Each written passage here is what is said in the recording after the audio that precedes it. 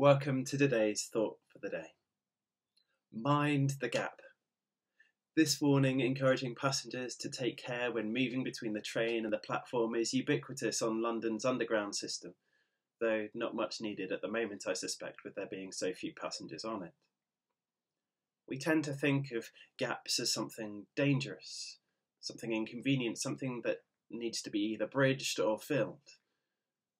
The physical distance enforced upon us at the moment means that we can sometimes rush to replace the irreplaceable through Zoom and other means.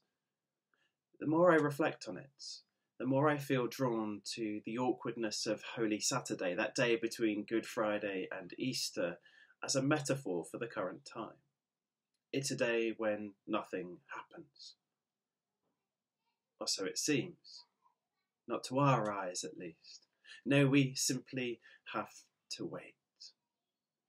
We have to rest from our ordinary fixation of making things happen and being in control of our lives to simply being.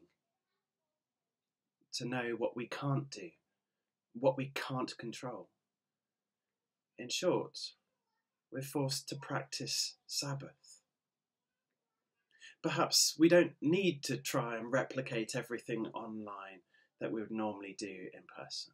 Perhaps our busyness recreating life online says more about us, our fear of the silence and our need to be needed, to be useful, than it does anything else.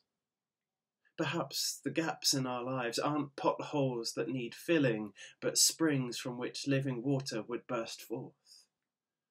And so perhaps the greatest challenge we face at the moment is resisting the temptation to fill the void, whether of time or of space, that we so keenly feel.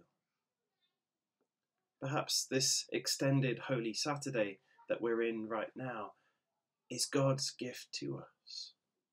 Perhaps what we will discover is that we don't need God to plug the gaps in our lives because He's already in them.